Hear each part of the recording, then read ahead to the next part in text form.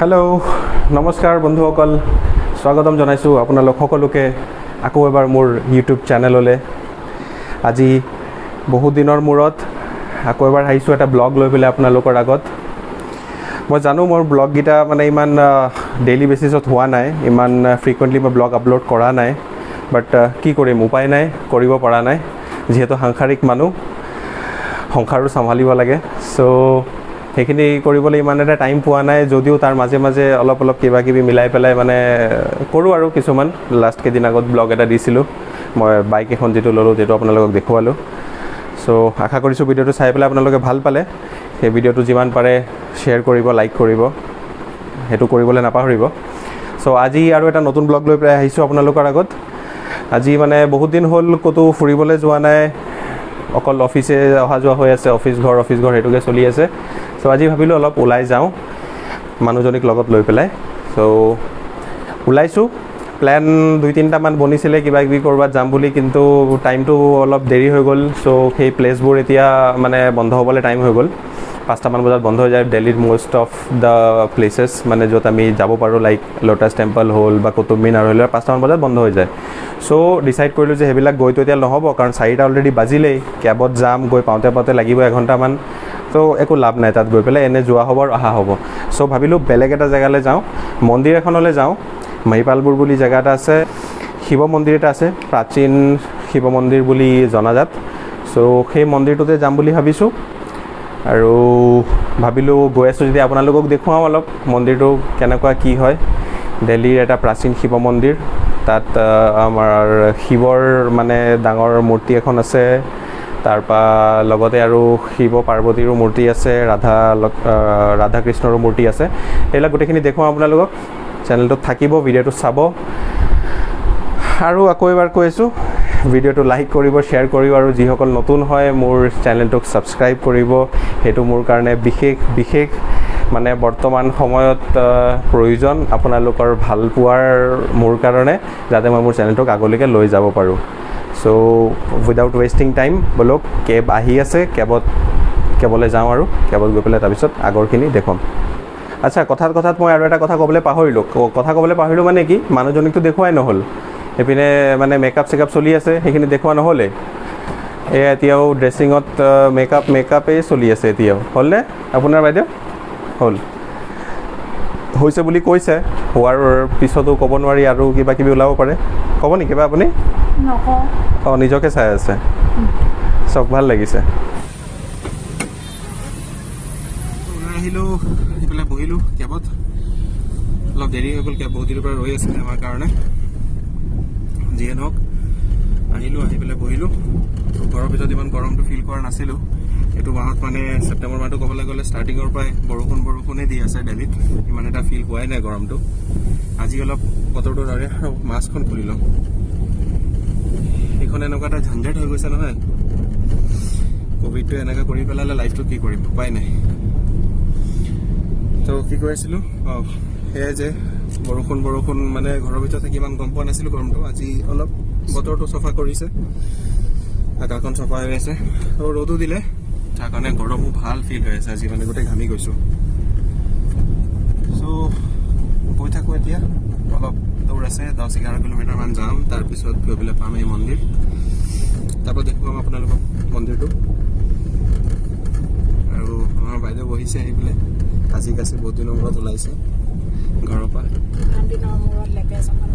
কিমান দিনৰ মূৰত লেপেচ অকণ লগাইছে বোলে। লেপেচ মানে?